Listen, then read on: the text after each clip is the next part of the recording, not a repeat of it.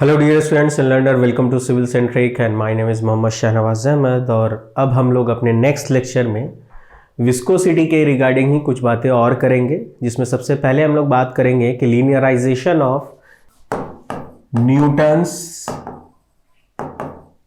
Law of viscosity.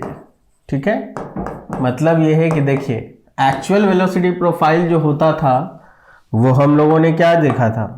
Actual velocity profile जो हुआ करता था वो बेसिकली हम लोगों को, सपोज दैट उसके लिए मान लीजिए हम एक डायग्राम बनाना चाहते हैं। ठीक है, तो एक्चुअल वेलोसिटी प्रोफाइल जो होता था वो आपका होता था पैराबोलिक।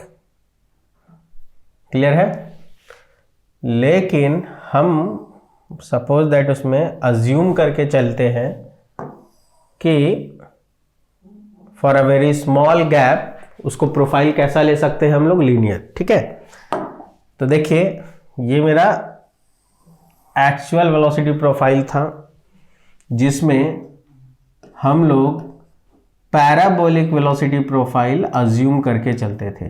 ठीक है, तो सपोज दैट अभी हम लोग ये दिखा रहे हैं। अब जैसे देखिए जैसे जैसे हम लोग सरफेस से, फिक्स सरफेस से वाई डायरेक्शन में बढ़ते जाते हैं, वैसे वैसे वेलोसिटी जो होती है उसकी वैल्यू क्या होती है, इंक्रीज होती है।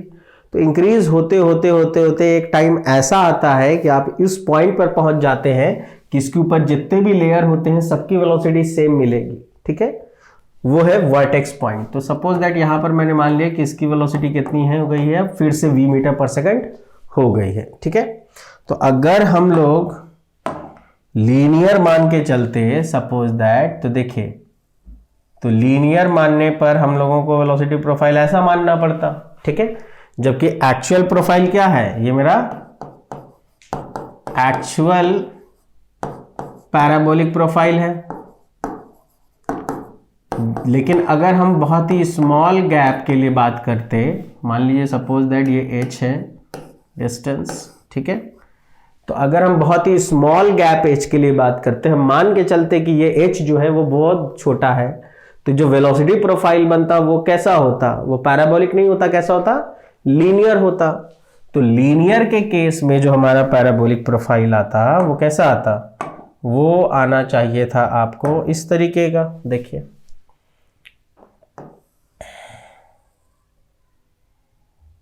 ठीक है, तो ये कब आता, ये तब होता जब हम लोग लीनियर प्रोफाइल मान के चलते, लीनियर वेलोसिटी प्रोफाइल। या फिर आप ये कहिए कि हम मान के चल रहे थे कि जो गैप था वो कितना था, वो h था और ये h बहुत ही छोटा है। ठीक है, हम लोगों को पता है कि शियर स्ट्रेस जो होता है वो होता है म्यू du बाई dy। ठीक है, जहां पर ये जो वेलोसिटी u है ये फंक्शन ऑफ किसका होता है, वो होता है y का। मतलब वेलोसिटी जो होती है वो y डायरेक्शन में चेंज करती है। देखिए जैसे जैसे हम y डायरेक्शन में जा रहे हैं वेलोसिटी की वैल्यू चेंज कर रही है। यहां भी देखना चाहो तो यहां भी हम कह सकते हैं कि देखिए जैसे जैसे हम y डायरेक्शन में आगे बढ़ेंगे वेलोसिटी की वैल्यू चेंज करेगी। ठीक है, तो जो वेलोसिटी है वो किस डायरेक्शन में चेंज कर रही है, y डायरेक्शन में चेंज कर रही है। इसीलिए मैंने लिखा कि u is a function of y। u जो है किसका फंक्शन है, y का फंक्शन है। और शियर स्ट्रेस जो होता है वो कितना होता है, म्यू du बाई dy होता है। अगर हम मान लेते हैं suppose that if h is very very small, अगर हमने माना कि h जो है वो बहुत स्मॉल है, तो अज्यूम कर सकते हैं हम क्या, अज्यूम लीनियर वेलोसिटी प्रोफाइल। ठीक है, हम लोग अज्यूम कर लेंगे, assume linear velocity profile for very very small h के लिए हम लोग मान के चल लेंगे कि कैसा वेलोसिटी प्रोफाइल है, तो भाई लीनियर है। ठीक है, तो हमने अगर लीनियर मान लिया तो अब आप ये बताओ कि लाइन का इक्वेशन क्या होता है, y is equal to m x plus c. तो हम u बराबर क्या लिखेंगे, ठीक है, हम लिख सकते हैं a प्लस बी वाई। ये u जो है वो फंक्शन ऑफ किसका है, y है। a क्या है, ये आपका इंटरसेप्ट है, ठीक है। तो ये मेरा क्या हो गया, इक्वेशन ऑफ लाइन, यानी इसको फॉलो करना चाहिए। तो अब आप ऐसा करो, बाउंड्री कंडीशन अप्लाई कर दो। तो अप्लाई बाउंड्री कंडीशन। जैसे बाउंड्री कंडीशन अप्लाई करते हो आप y बराबर 0 पुट कर दो। जैसे ही आप y बराबर 0 पुट करोगे, दैट इज कि आप कहां पर आ गए, आप आ गए सरफेस पर। और यहां पर कौन सा कंडीशन फॉलो होगा, वो होगा नो स्लिप कंडीशन फॉलो। और जैसे ही नो स्लिप कंडीशन फॉलो होगा, दैट इज कि relative velocity between the layer and the surface become 0। मतलब जितना इसकी वेलोसिटी वही हो जाएगी। तो उस केस में जो फ्लूइड लेयर की वेलोसिटी है वो कितनी मिलेगी, वो मिलेगी 0। उसको हम क्या करेंगे, इन दोनों को पुट इन 1 कर दो, ठीक है। जैसे ही हम इक्वेशन 1 में रखते हैं, जैसे ही इक्वेशन 1 में रखते हैं, क्या होगा, आपको u बराबर 0 a plus B into 0, that is की जो a है वो वैल्यू कितनी आई, 0। और ये आना भी चाहिए था 0, क्योंकि इंटरसेप्ट कहां पर है, तो भाई 0 से ही तो शुरू है, तो इंटरसेप्ट की वैल्यू आ गई 0, ठीक है। अब हम ऐसा करते हैं, सेकंड बाउंड्री कंडीशन रखते हैं और हम कहते हैं कहां पर चले गए, at y is equal to H. जैसे हम y is equal to H की वैल्यू पुट करते हैं, मेरे वेलोसिटी जो है उसकी वैल्यू u बिकम्स हो जाती है v मीटर पर सेकेंड, ठीक है। इसको उठाइए और यहां रख दीजिए सब वैल्यूज को। तो ये हो जाएगा आपको v, a की वैल्यू हो गई 0, y बराबर हो गया h, तो ये हो गया b इंटू एच, ठीक है। तो यहां से b की वैल्यू क्या होगी, b की वैल्यू होगी v अपॉन एच। ये हमने निकाल लिया b का वैल्यू, ठीक है। तो देखिए a का वैल्यू एंड b का वैल्यू हम लोग निकाल चुके हैं। Now putting the value of a and b in equation 1, a और b दोनों की वैल्यू अगर इक्वेशन 1 में रख दिया जाए, क्या मिलेगा, u बराबर देखिए a प्लस बी वाई था, a की वैल्यू 0, b की वैल्यू हम लोगों ने क्या निकाली, b की वैल्यू हमने निकाली v बाई एच। तो हम यहां पर पुट करेंगे v by H into Y बराबर u। तो यहां से आपको u की वैल्यू कितनी निकल के आई, वो आई v by H into Y, ठीक है। अब आप ये बताइए, अगर आप shear स्ट्रेस निकालना चाहते थे तो shear स्ट्रेस बराबर क्या होता है, shear स्ट्रेस बराबर होता है म्यू du बाई dy। अब आप देखो, म्यू इज दी विस्कोसिटी, ये आपको गिवन होगा। आप u निकाल चुके हो तो dy रखो और u की वैल्यू यहां पर पुट कर दो, that is v by H into Y. अब इसको अगर हम लोग सॉल्व करते हैं तो y का साथ डिफरेंशिएशन 1 हो गया, कितना मिलेगा, mu into V by H, this is the shear stress. और आप ध्यान से देखिए तो shear स्ट्रेस इज, या आप ऐसे लिख सकते हो, equation of shear stress is free from y। देखिए तो इस इक्वेशन में कहीं पर भी y दिख रहा है, म्यू कांस्टेंट है, v वेलोसिटी कांस्टेंट है, h इज द डिस्टेंस, ये कांस्टेंट है। तो इसका मतलब ये हुआ therefore shear stress is constant.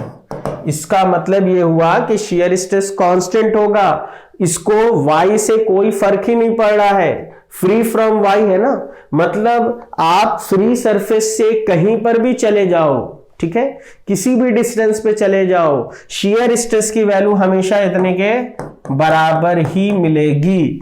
और shear स्ट्रेस जो है y से अगर फ्री फ्रॉम है, therefore shear stress is constant, ठीक है, through out the fluid, through out the layers of fluid, ठीक है, ये हमेशा कांस्टेंट होगा। इसी चीज को अगर हम लोग ग्राफिकली बात करते हैं तो देखो हमने ये जो बनाया था इसको हमने लीनियर दिखाया। अगर हम ग्राफिकली बात करते तो ग्राफिकली मतलब ये होता कि इसमें जो शियर स्ट्रेस की वैल्यू है वो हर जगह पर क्या मिलती है आपको, सेम ही मिलती, और वो शियर स्ट्रेस हर जगह आपको देखो कांस्टेंट मिलता। तो linearization of Newton's law of viscosity ये बताता है कि shear stress is free from the distance y। Shear stress किसी भी लेयर को उठाओगे तो उन लेयर्स के बीच में हमेशा क्या मिलेगा, शियर स्ट्रेस आपको मिलेगा V/h इंटू म्यू के बराबर मिलेगा, और ये हमेशा कांस्टेंट रहेगा किसी भी लेयर को ले लो, ठीक है। तो linearization of Newton's of law of viscosity ये बात आपको बताता है, ठीक है, इसीलिए इसके बारे में हम लोगों ने बात की, ठीक है। तो न्यूटन्स लॉ ऑफ विस्कोसिटी से आप बहुत आसानी से क्या कर सकते हो यहां से कि ड्रैग फोर्स अगर निकालने के लिए कहा जाए, मान लो हमने ये सब जो देखा, मान लो कभी आपसे कहा जाए ड्रैग फोर्स निकालिए, ठीक है, ड्रैग फोर्स निकालिए, जिसको हम लोग एफडी कहते हैं, या इसी को हम लोग कह सकते हैं विस्कस फोर्स, ठीक है। यानी ये वो फोर्स होगा जो लुब्रिकेंट लगाएगा, ठीक है, किसके ऊपर, अगर कोई लेयर के लुब्रिकेंट के ऊपर कोई बॉडी रख दे और उसको हम लोग ऐसे मूव करा दें तो ये बॉडी आगे मूव करेगा, तो लुब्रिकेंट उसको अपनी तरफ क्या करेगा, खींचेगा। तो लुब्रिकेंट जिस ताकत से अपनी तरफ खींचेगा वो फोर्स कौन सा है, ड्रैग फोर्स है। उसी फोर्स को हम लोग क्या कह सकते हैं, विस्कस फोर्स कह सकते हैं। और ये ड्रैग फोर्स जो होगा वो क्या होगा, सिंपल शियर स्ट्रेस इनटू किसके बराबर होगा, एरिया के बराबर होगा, ठीक है। ये एरिया कौन सा एरिया होना चाहिए, कॉन्टैक्टेड एरिया, मतलब वो एरिया जो लुब्रिकेंट के साथ कांटेक्ट में होगा, केवल वो एरिया, ठीक है। तो आप चाहो तो ड्रैग फोर्स भी यहां से क्या कर सकते हो, कैलकुलेट कर सकते हो। क्लियर है, ठीक है। अब यहीं पर हम लोग अगर विस्कोसिटी के लिए थोड़ी सी और बात करें तो विस्कोसिटी को मेजर करने के लिए जो डिवाइसेस होते हैं ना, बहुत सारे डिवाइसेस हैं जिनका इस्तेमाल विस्कोसिटी को मेजर करने के लिए किया जाता है। उनमें कुछ डिवाइसेस हैं जिसके बारे में आपको जानना चाहिए, तो वो हम आपको यहां पे बता देते हैं। तो सबसे पहले आपको बता देते हैं यहां पर विस्कोसिटी के रिगार्डिंग कुछ टर्म्स है, जिसमें सबसे पहला टर्म है रिन, REYN। ये सब ज्यादातर इंजीनियरिंग सर्विसेज और स्टेट PSC और AS के पेपर में पूछा जाता है कि रिन क्या है, ठीक है। तो आपको बता दें ये ब्रिटिश यूनिट ऑफ, ये क्या है, it is the British unit of viscosity है, ठीक है, ब्रिटिश यूनिट ऑफ विस्कोसिटी है। और इसका जो नाम दिया है या इसके बारे में बताने वाले जो है वो है रेनॉल्ड्स साहब, उन्हीं के सम्मान में इसका नाम रिन है। नेम्ड इन ऑनर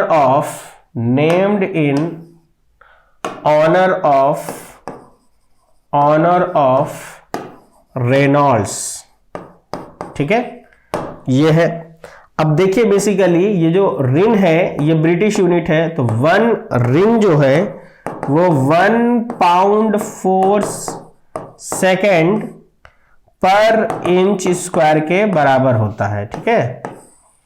वो कितने के बराबर होता है, तो 1 पाउंड फोर्स इंटू सेकेंड पर इंच के बराबर होता है, ठीक है। तो जब भी आपसे पूछा जाए कि 1 रिन कितने के बराबर है या रिन क्या है, तो it is a British unit, it is a British unit of viscosity है, जो कि रेनॉल्ड्स साहब ने बताया था और उन्हीं के सम्मान में इसका नाम रखा गया है। और 1 रिन कितने के बराबर है, तो 1 पाउंड फोर्स इंटू सेकेंड पर इंच स्क्वायर के बराबर है। लेकिन अगर आपको कभी रिन दिया गया है यूनिट में तो आपको उसको SI में कन्वर्ट करके रखना पड़ेगा। तो 1 रिन बराबर कितने के होगा, देखिए आपने लिखा कि सर 1 रिन यानी कि पाउंड फोर्स सेकेंड पर इंच स्क्वायर है, ठीक है। और आपको इसको कन्वर्ट किस में करना है, आपको इसको कन्वर्ट करना है Newton second per metre square में, क्योंकि अगर आपने ये कर लिया तो आपको कन्वर्जन आ जाएगा। अब आप ध्यान से देखो, मैंने कल ही बताया कि आपको सपोज दैट ऐसे समझो, मैंने एक बॉडी लिया m मास का, ठीक है, और इसका मास कितना है तो 1 पाउंड है। तो 1 पाउंड का मतलब आप उसको पहले केजी में कन्वर्ट करो तो 453 ग्राम हो गया, ठीक है, क्लियर। और ये m है तो आपको न्यूटन में अगर कन्वर्ट करना है तो न्यूटन का मतलब होता है m इंटू जी। तो m आपको मिल गया 453 ग्राम है, लेकिन उसको लाना चाहिए किस में, m होना चाहिए केजी में। तो आप इसको कर दो 0.453 और इसको मल्टीप्लाई करो किससे, 9.81 से। तो आपका जो 1 पाउंड फोर्स है 1 lbf ये किस में कन्वर्ट हो जाएगा, न्यूटन में। तो हम लोग यहां पे यही करेंगे, पाउंड फोर्स को क्या कर देंगे 0.453 इंटू 9.81, जैसी मैंने किया ये पाउंड फोर्स किस में कन्वर्ट हो गया, न्यूटन में। सेकंड था, सेकंड वहां भी है। अब इंच को मीटर स्क्वायर में कन्वर्ट करना है तो सबसे पहले इंच को सेंटीमीटर में कन्वर्ट करो। तो 1 inch is equal to 2.54 centimetre. तो इसको हम लिख सकते हैं 2.54 सेंटीमीटर। इंच स्क्वायर था, इसको भी हमने स्क्वायर कर दिया तो अब सेंटीमीटर स्क्वायर बन चुका है। सेंटीमीटर को मीटर में कन्वर्ट करना है तो एक बार हमने 100 से डिवाइड मारा तो 1 सेंटीमीटर कन्वर्ट हो गया, फिर 100 से डिवाइड मारा तो फिर कन्वर्ट हो गया। जब इस पूरे को सॉल्व कीजिएगा आप तो आपको मिलेगा कि 1 रिन is equal to 6888.1 newton second per metre square. तो आप याद रखिएगा कि 1 रिन कितने के बराबर होता है, 6888.1 के बराबर होता है। तो पहला जो टर्म आपको मैंने बताया उसका नाम है आपको रिन। इसी तरीके से सेकंड इंपॉर्टेंट टर्म है जिसका नाम है आपको सेबोल्ट। बेसिकली इसको बनाने वाले साइंटिस्ट का नाम ही क्या था, सेबोल्ट था, और उन्होंने ये विस्कोसिटी को मेजर करने का डिवाइस बनाया था, ठीक है। तो आप लिख सकते हैं, देखो विस्कोसिटी को मेजर करने वाले डिवाइस को विस्कोमीटर कहते हैं, ठीक है। आप कह सकते हो कि it is a viscometer, it is a viscometer invented by सेबोल्ट। इसको बनाने वाले कौन थे, सेबोल्ट, सबसे पहला पॉइंट। दूसरा पॉइंट क्या होगा, for measuring the viscosity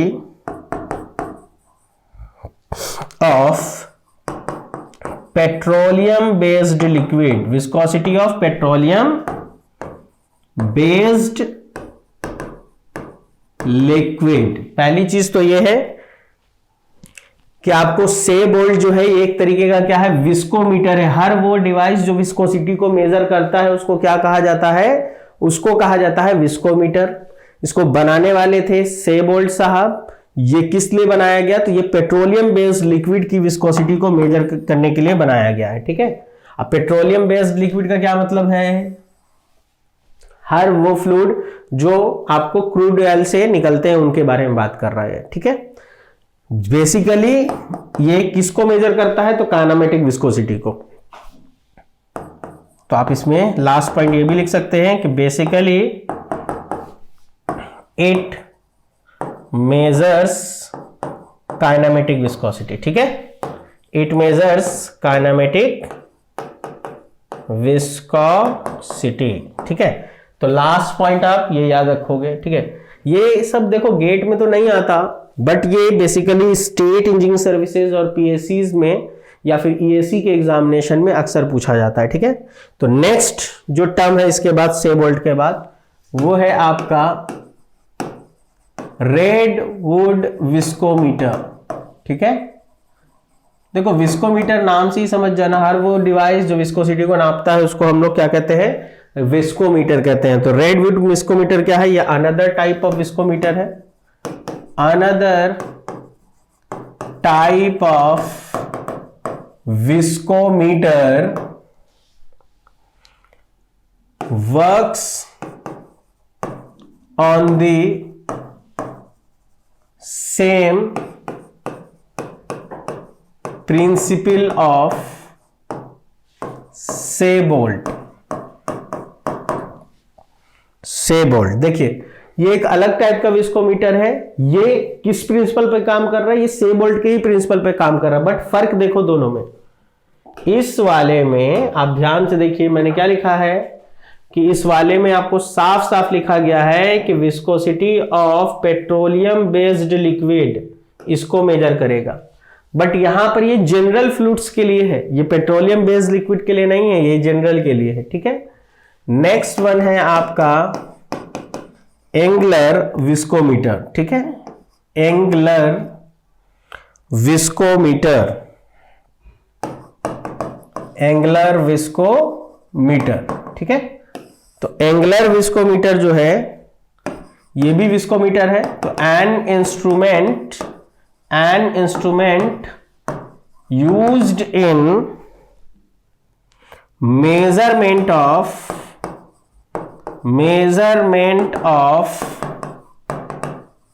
kinetic viscosity, measurement of kinematic viscosity in Stokes. मतलब ये है कि ये वो विस्कोमीटर है जो विस्कोसिटी तो मेजर करता है, लेकिन वो किस में मेजर करता है? स्टोक्स में मेजर करता है। क्लियर है? ठीक है, तो देखिए दोनों में कुछ नहीं है, बस एक स्पेशल टाइप का है। डिफरेंट फ्लो कंडीशन दिया जाएगा तो भी ये विस्कोसिटी को मेजर कर लेगा, जबकि ये केवल एक ही फ्लो कंडीशन के लिए विस्कोसिटी को क्या कर सकता है? मेजर कर सकता है। जबकि इससे पहले हम लोगों ने किस पर बात की कि रिन क्या है, इसको याद रखिएगा।